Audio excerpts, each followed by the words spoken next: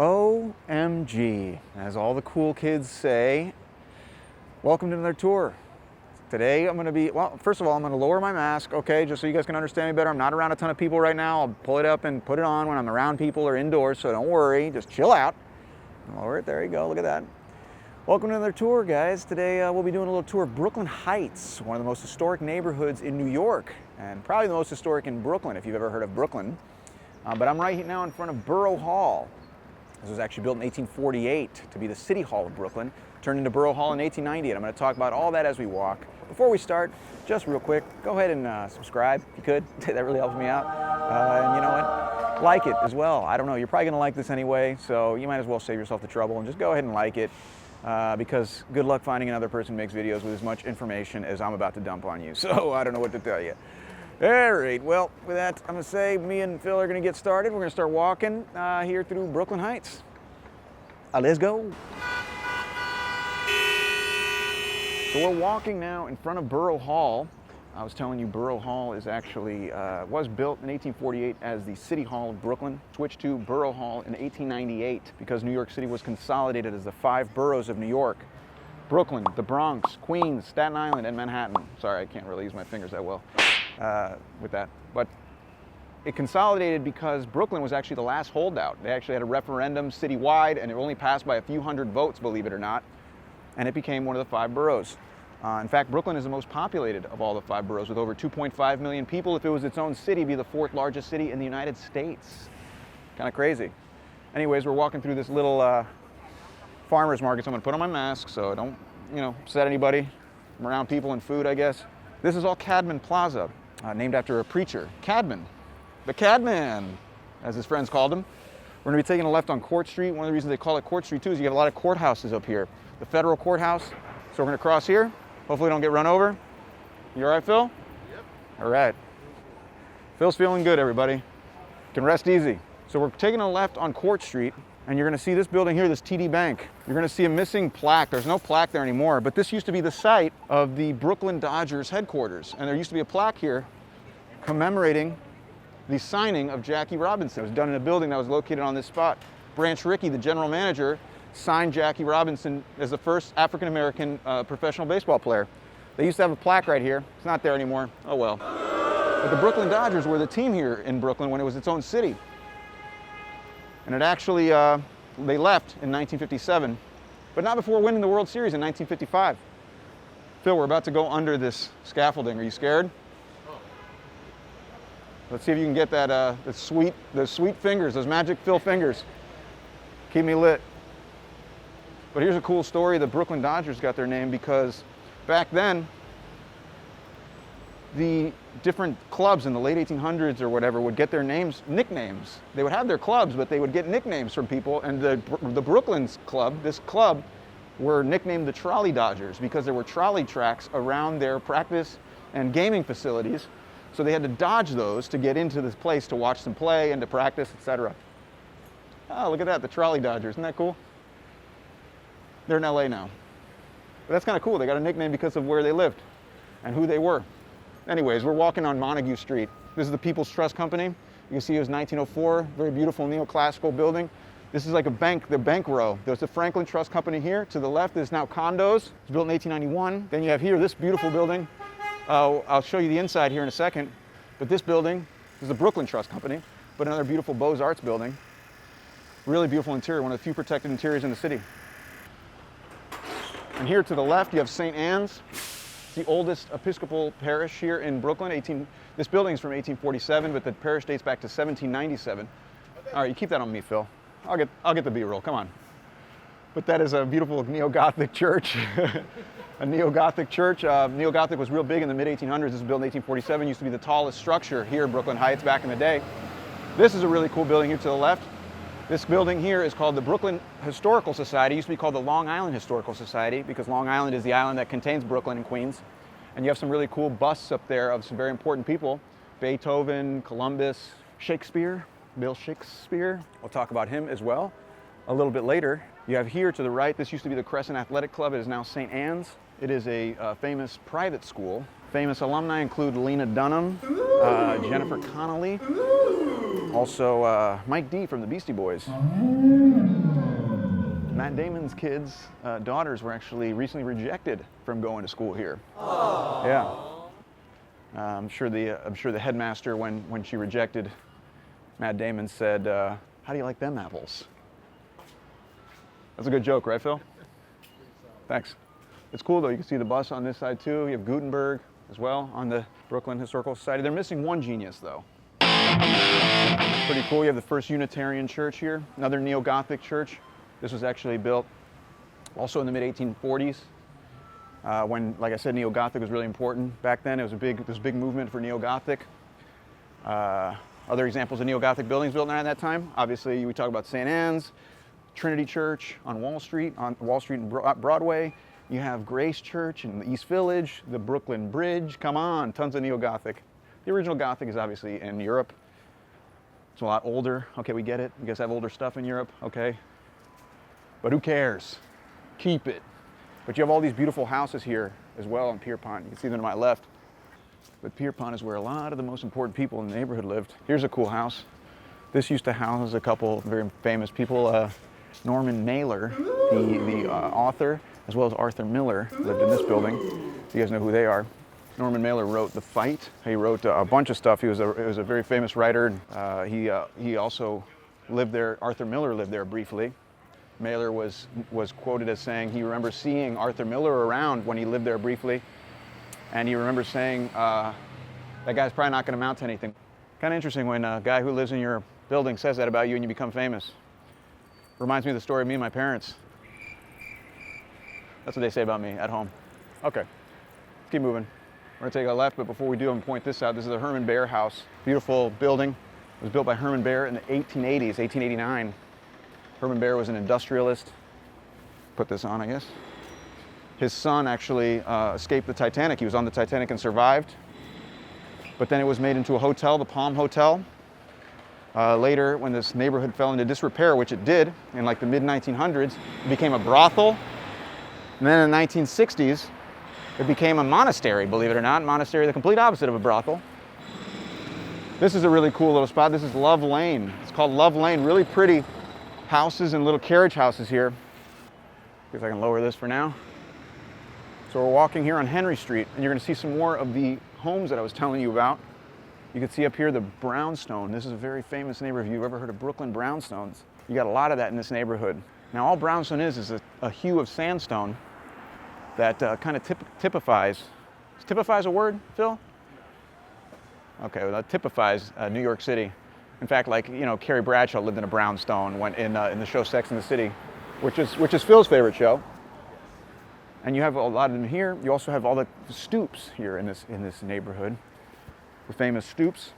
And stoop just comes from the word step, stoep, S-T-O-E-P in Dutch, which means step. And the reason they exist is because you had to have access for the servants, separate access for the servants of the building, because you aren't going to share it with the people who live here, because that would be disgusting. You don't want to share with your servants. These people are rich. They don't want to see your face, even much less talk to you and stuff.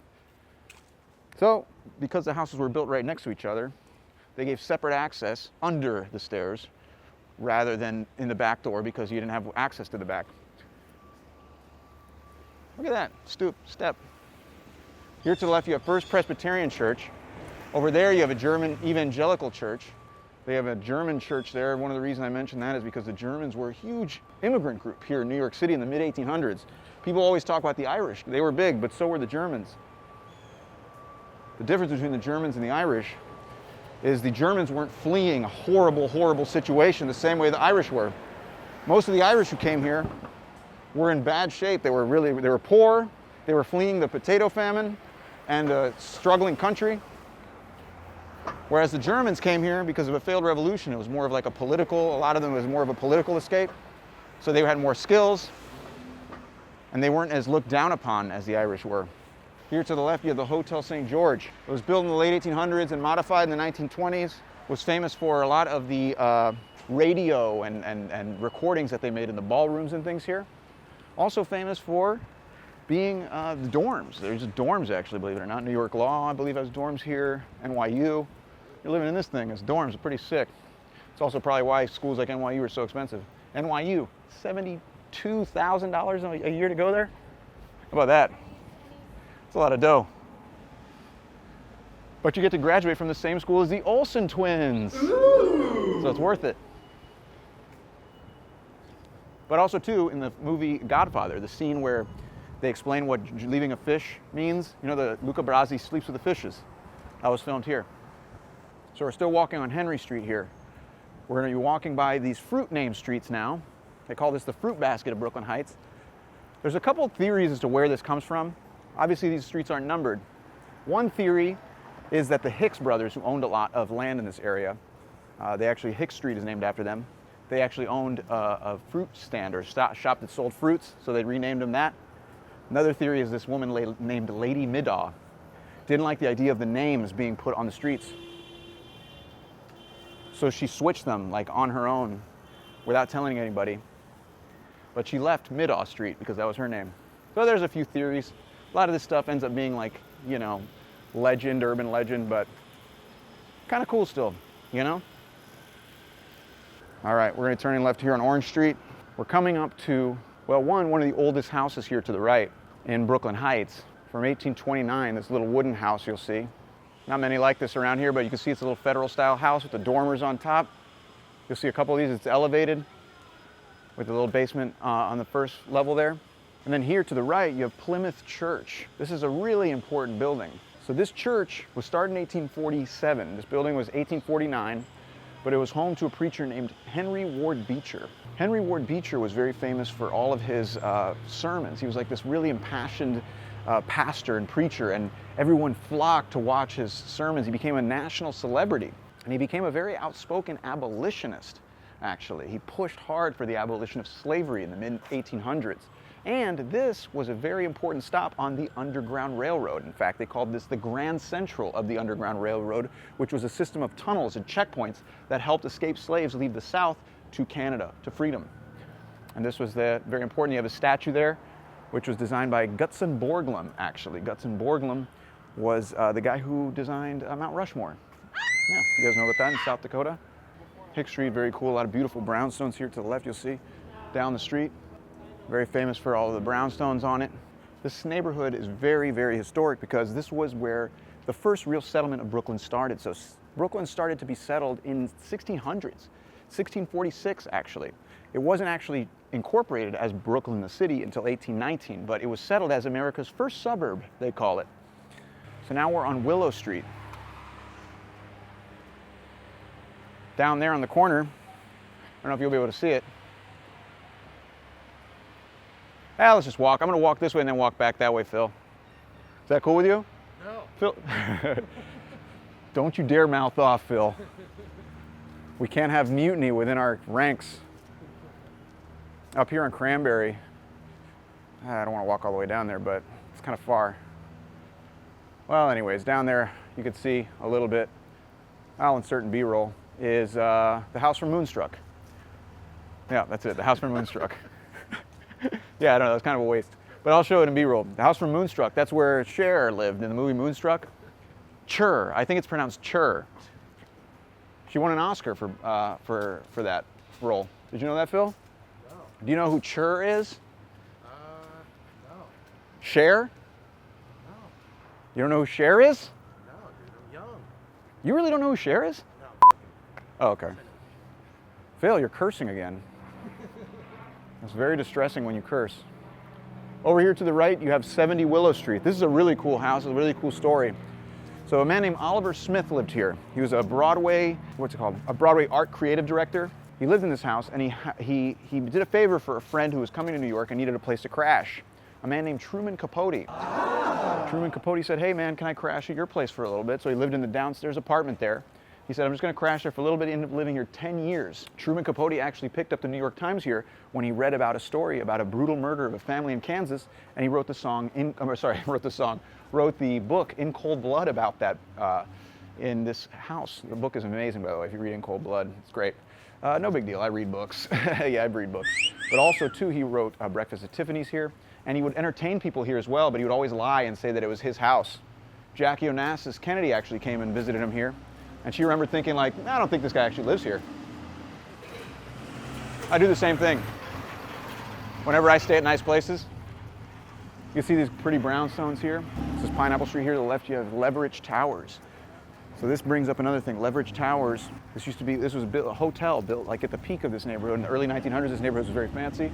But Leverage Towers was built as one of the last of those hotels that were constructed. It was then taken over by the Jehovah's Witnesses, actually, who kind of bought a lot of the land here in this neighborhood. A lot of the buildings, they bought this. They actually had their Kingdom Hall right down on Columbia Heights. But Leverage Towers today is going to become a fancy senior living center, a senior assisted living, they call it. That's about to be made that. Very expensive. I think like 8,000 bucks a month or something is like the cheapest apartment there. You can see this cool little carriage house here to the left. Pretty cool. Former carriage house. You have a lot of these houses here. Now another thing too is this whole neighborhood is protected. It's landmarked. This is actually one of the first landmark streets. I'm sorry, one of the landmark districts in the let me rephrase. This is one of the first landmark districts in New York City. Landmark districts started in the mid-1900s. There was a big contentious thing whether the city could landmark entire districts, could landmark buildings, and it got hashed out in battles going on through the mid-1900s. In fact, if you watch my Grand Central video, I talk about that. Sick plug, baby. Also, too, this neighborhood started to grow and become less isolated when the Brooklyn Bridge was finished. You're going to get a great view of the Brooklyn Bridge when we finish this tour. So that's an important thing to keep in mind. I did a video on that. Shocker. Sick plug. More of these stoops here, pretty cool. A lot of these are actual houses. Some of them are divided up into multiple unit homes. But a lot of celebrities live in this neighborhood too. Mary Louise Parker, John Krasinski, Paul Giamatti, who I actually did a scene with in the TV show Billions. I did a scene with Paul Giamatti. No big deal. I'm an actor. Me and Paul were like this. See if we can stop by his house, say what's up, have breakfast with him. Pretty cool. Now, just to give you an idea, these brownstones, if you're buying one for yourself, I mean, we're talking like 15, 20 million, higher, more money than that. It's a lot of dough, considering like it's just a building, it's a nice building, a few floors obviously, but 25 million, $20 million. You know what you can get for that in Florida? You can buy the city of Tampa for that much money. That's where I'm from, Tampa. Pretty cool place. You ever been to Tampa, Phil? Well, you're missing out. We got a Dali Museum down there. We got beaches, the Tampa Bay Lightning. It's all right. All kinds of different styles of housing here too. You have like the brownstones, you have the ones that were built earlier here with like the actual siding. All different styles all coming together. But it's very quiet here. We're very, very close. We're literally one stop out of Lower Manhattan. You get on the subway and it'll take you right into basically, you know, the World Trade Center, Fulton, the Fulton stop. The AC is right near here. So another thing too with Brooklyn to keep in mind is that Brooklyn had its own pride, its own newspaper. The Brooklyn Daily Eagle was kind of like their New York Times. It's still around today, but it was its own city up until 1898. It's very recent. So you think of New York and think of Manhattan and Brooklyn kind of as twin cities. What used to be New York City and Brooklyn were twin cities, kind of like St. Paul and Minneapolis are, until 1898 when they consolidated. In fact, even in the New Colossus, the poem by Emma Lazarus, which was written to kind of promote the Statue of Liberty, it's actually inscribed at the base of the Statue of Liberty. She refers to the twin cities. The twin cities. Here to the left, you have Love Lane. The reason they call it Love Lane, they say, is because there used to be a women's college right here near College Place. And the men would bring their dates back on their carriages and they would just stop and have a quick makeout session. All right. Sexy. Right there, so they call it Love Lane. That's one of the theories. Pretty cool little carriage houses in there though. I'll insert the B-roll. We're back on Pierpont here. We're gonna be taking a right on Montague Street. Montague Street was kind of like the going out area of Brooklyn Heights. Still is kind of, there's still restaurants and stuff. In fact, Bob Dylan talks about it in the song Tangled Up in Blue.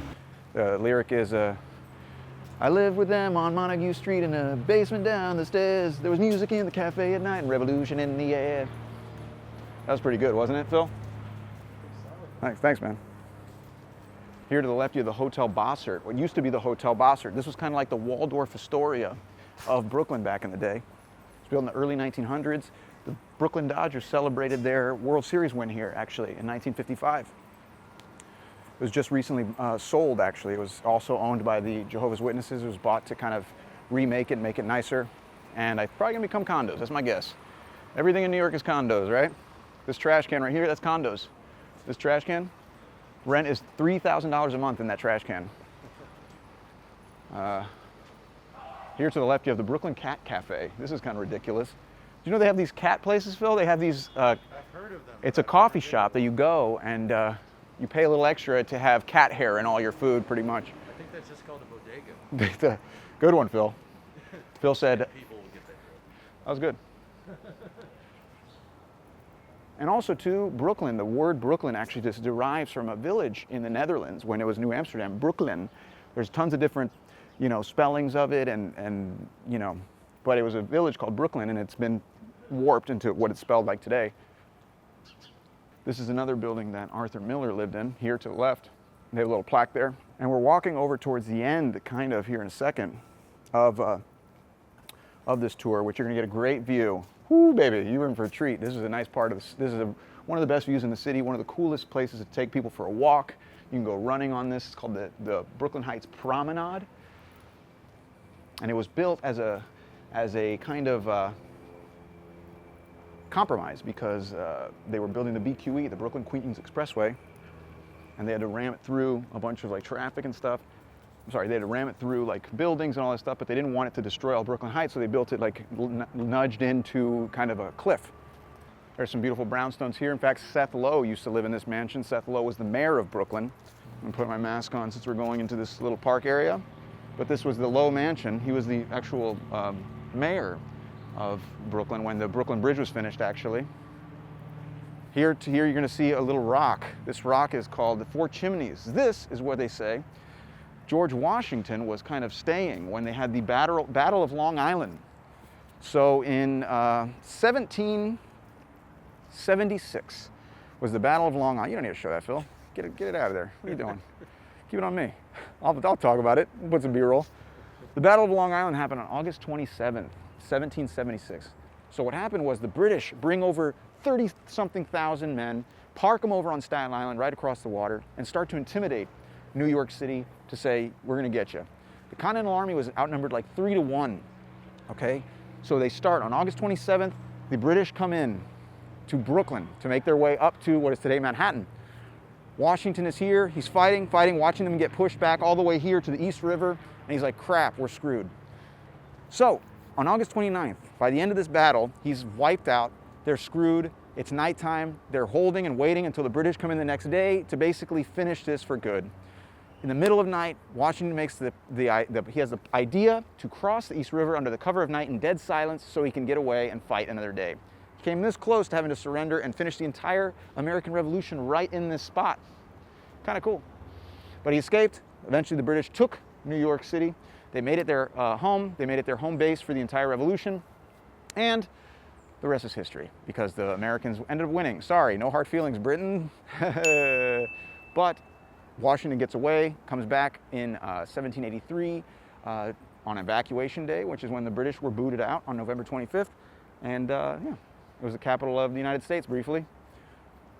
This is actually where Washington was sworn in as first president.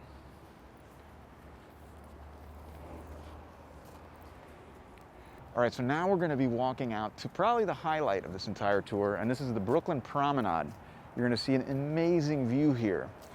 Check it out. Not too shabby, huh? I'm gonna be further away from people here, so we're gonna pass here. Pretty amazing view, huh? This is the Brooklyn Promenade. I'm gonna lower my mask because there's no one around, but you can see a really good view here of Lower Manhattan. Pretty awesome, right?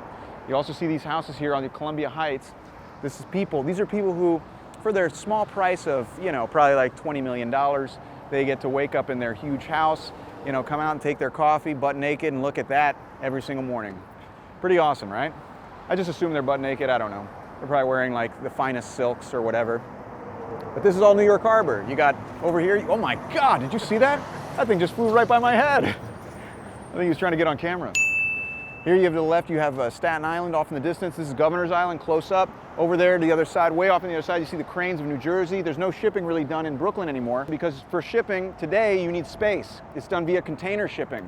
You don't have any space here, so they do it mostly in New Jersey, which is where Phil's from. Phil's shipping, he's a shipping heir. He's a shipping tycoon heir.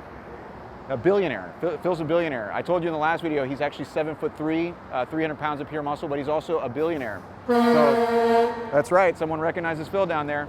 Really cool view of Lower Manhattan. I talk about that in my Dumbo video. Sick plug, baby, come on. Check it out. Also too, you have the East River going up and the Brooklyn Bridge. The Brooklyn Bridge, such an amazing place. 1883 finished, and it's what helped kind of blow up Brooklyn. In fact, when it opened, 580,000 inhabitants-ish. By 15 years later, when they consolidated with New York, about 1 million. So it almost doubled the population in 15 years, kind of insane. And today, one of the fanciest neighborhoods in New York. In fact, right around the corner in Columbia Heights, you have the Standish, which used to be owned by the Jehovah's Witnesses. Today is fancy condos. Matt Damon lives there, in the penthouse. He just bought a place there. A lot of famous people. You know, I should go over there, maybe see if I can get a job acting. You know, I'm an actor, no big deal. But yeah. Please subscribe if you enjoyed this. I mean, I don't know what to tell you, man. What do you guys want? You guys want drone shots? You guys want, like, you know, me to spend $3,000? I'm giving you guys some good stuff. The least you guys can do is subscribe. By the way, this isn't a full tour. I'm just giving you guys a little bit of a taste. If you guys are ever in New York, hit me up. Love to take you guys around.